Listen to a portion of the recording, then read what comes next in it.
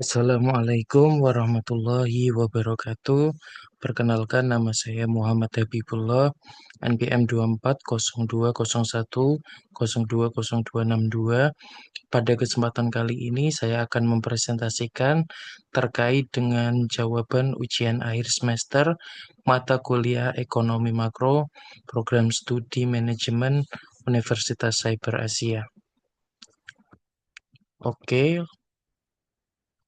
langsung saja kita ke presentasi. Pada kesempatan kali ini ada 3 poin utama yang akan dibahas.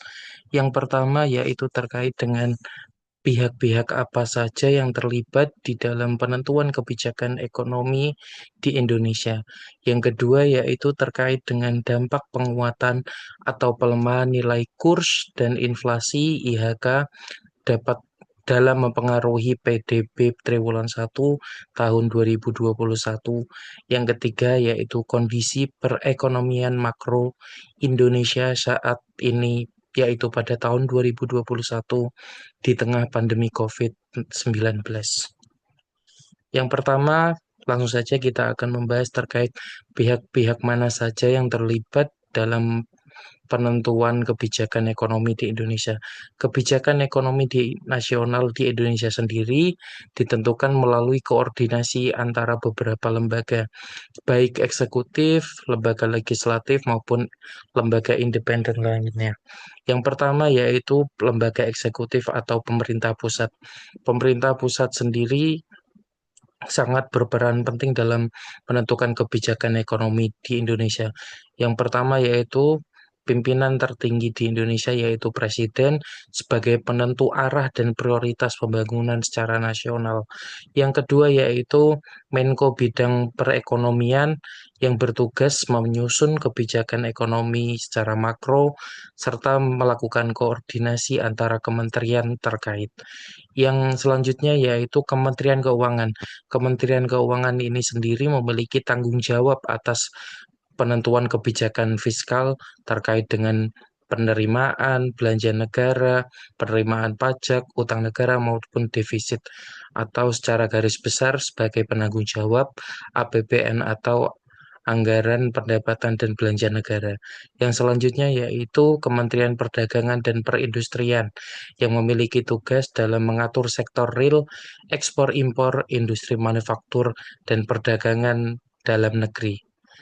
Oke, selanjutnya yaitu lembaga yang terlibat dalam menentukan ekonomi di Indonesia adalah BI atau Bank Indonesia sebagai lembaga independen yang memiliki tugas dalam mengatur di bidang kebijakan moneter, yaitu dalam penentuan suku bunga serta pengendalian inflasi, menjaga stabilitas nilai tukar rupiah, serta pengelolaan cadangan devisa dalam sistem pembayaran. Yang berikutnya yaitu OJK atau Otoritas Jasa Keuangan yang bertugas mengawasi sektor keuangan seperti perbankan, pasar modal, asuransi, dan lembaga keuangan non-bank lainnya dalam menjamin stabilitas dan perlindungan konsumen keuangan. OJK ini secara garis besar adalah lembaga pengawas supaya transaksi keuangan di dalam perekonomian makro di Indonesia ini berjalan dengan adil dan transparan. Yang selanjutnya yaitu ada DPR atau Dewan Perwakilan Rakyat sebagai lembaga legislatif yang memiliki tugas dan fungsi sebagai legislasi atau membuat undang-undang dan peraturan yang memiliki dampak terhadap ekonomi. Yang selanjutnya yaitu tugas terkait penganggaran atau pengesahan APBN. Yang selanjutnya yaitu pengawasan terhadap kebijakan fiskal dan ekonomi pemerintah. Jadi DPR sebagai perwakilan rakyat ini bertugas untuk membuat peraturan, mengesahkan anggaran, serta mengawasi atas berjalannya anggaran itu sendiri.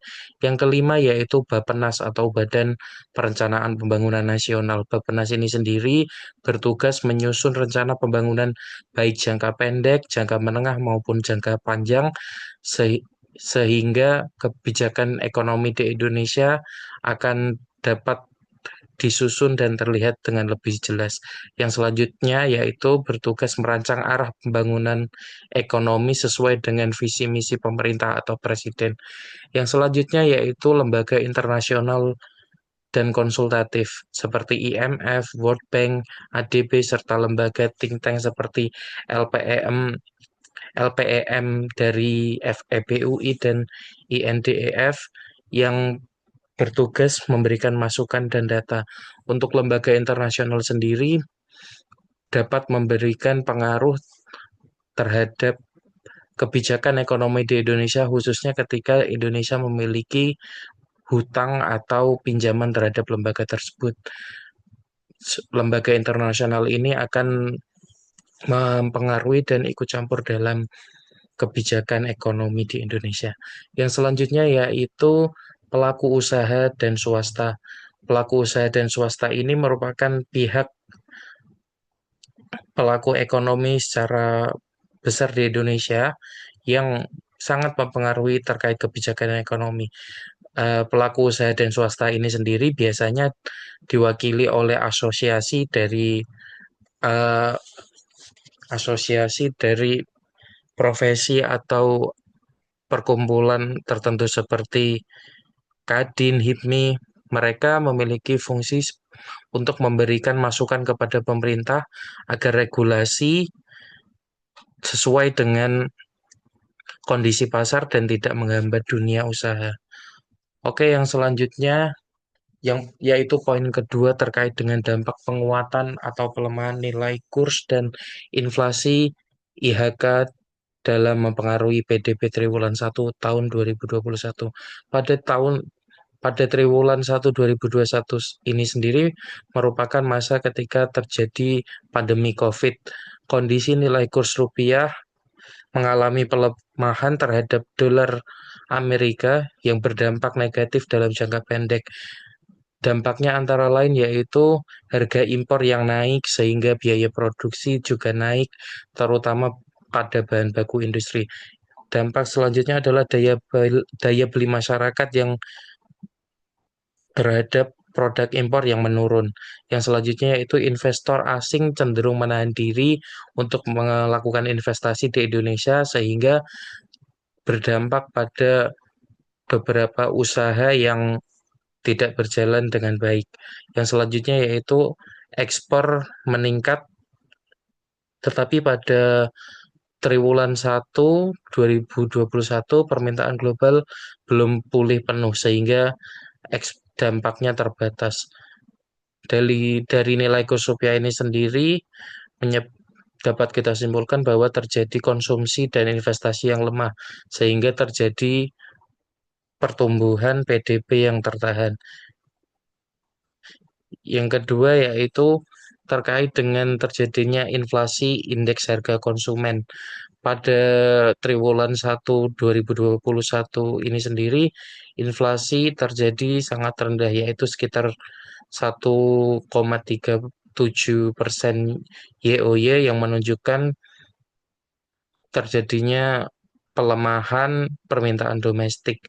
Yang selanjutnya yaitu masyarakat cenderung menunda konsumsi karena terjadi kekhawatiran akan terjadi krisis moneter seperti tahun-tahun sebelumnya, terutama di tengah ketidakpastian ekonomi dan pandemi ini. Yang selanjutnya yaitu bisnis juga menahan produksi dan ekspansi karena kekhawatiran bahwa produksi ini tidak dapat terjual dengan maksimal karena kembali lagi ke poin 2, masyarakat yang cenderung menunda konsumsi atau membatasi konsumsi. Hal ini dapat disimpulkan bahwa konsumsi rumah tangga yang rendah atau yang melemah menyebabkan komponen utama PDB Indonesia yang juga turun. Yang selanjutnya yaitu terkait dengan PDB triwulan 1 2021 yang cukup menurun ini sesuai dengan data BPS yang mencatat terjadinya kontraksi sebesar minus 0,74 year of year pada triwulan 1 tahun 2021 ini, walaupun di atas bahwa kontraksinya di angka minus, tapi ini um, merupakan peningkatan kalau dibandingkan dengan triwulan 4 pada tahun 2020. Hal ini menandakan bahwa terjadi peningkatan ekonomi dan perbaikan ekonomi pada triwulan tersebut. Namun, penguatan ekonomi yang belum stabil ini yang disebabkan oleh tekanan dari nilai tukar rupiah dan lemahnya konsumsi dari masyarakat yang menyebabkan inflasi rendah dan ketidakpastian pandemi. Oke, kita akan masuk ke poin ketiga, yaitu terkait dengan kondisi perekonomian makro di Indonesia pada saat tahun 2021 di tengah pandemi COVID-19. Pada tahun 2021 ini sendiri merupakan masa transisi dari krisis pemulihan ekonomi di Indonesia yang diakibatkan oleh pandemi COVID-19. Yang pertama yaitu terkait dengan pertumbuhan ekonomi. Pada tahun 2021 ini Indonesia mulai keluar dari resesi teknikal pada triwulan 2 tahun 2021 dengan pertumbuhan ekonomi yang cukup baik yaitu plus 7,07% jika dibandingkan dengan pertumbuhan yang masih minus dari triwulan 1 2021 dan tahun sebelumnya. Namun pertumbuhan ini belum merata sehingga sek- eh, belum semua sektor terjadi pemulihan. Yang kedua yaitu terkait dengan konsumsi dan investasi. Pada tahun 2021 ini sendiri konsumsi rumah tangga dirasa masih sangat lemah karena pembatasan mobilitas atau dilakukannya PPKM dan program PSBB dan program pembatasan lainnya, serta ketidakpastian pendapatan masyarakat karena terjadinya banyak PHK atau pemutusan hubungan kerja dari beberapa perusahaan. Yang selanjutnya yaitu terkait dengan investasi PMTB yang mulai tumbuh karena didorong oleh program infrastruktur dan pemulihan industri oleh pemerintah. Yang ketiga yaitu terkait inflasi. Inflasi pada tahun 2021 ini tetap cukup rendah yaitu di angka 1,3 sampai 1,6%, hampir sepanjang tahun 2021 yang mencerminkan lemahnya permintaan dan daya beli dari masyarakat. Yang selanjutnya yaitu dari sektor ekspor. Sektor ekspor yang mulai pulih adalah di sektor berikut yaitu di sektor pertanian, sektor tambang batu bara nikel, serta industri berbasis komoditas seperti CPO dan karet. Sektor ekspor sendiri ini ditopang oleh kenaikan harga komoditas global sehingga cukup membantu dalam pemulihan perekonomian makro di Indonesia. Yang kelima yaitu kita melihat dari sektor pengangguran dan kemiskinan yang terjadi di Indonesia. Pada tahun 2021 ini, angka pengangguran mengalami peningkatan menjadi 6,49% pada bulan Agustus tahun 2021. Namun jika dibanding dari tahun 2020 cukup mengalami pertumbuhan positif yaitu dari 7,07%, tapi angka 6,49% ini dirasa masih cukup tinggi untuk jumlah pengangguran di Indonesia. Salah satu kebijakan pemerintah yang dilakukan adalah dengan penyaluran bansos, kartu prakerja, dan program perlindungan sosial lainnya. Yang selanjutnya yaitu terdapat juga kebijakan pemerintah yang fokus pada pemulihan ekonomi nasional atau program PEN dengan anggaran sekitar 699 triliun serta dilakukan program vaksinasi massal juga atas pandemi COVID-19 ini yang menjadi bagian penting dalam strategi pemulihan perekonomian. Oke, berikut yang dapat saya sampaikan. Kurang lebihnya mohon maaf. Wassalamualaikum warahmatullahi wabarakatuh.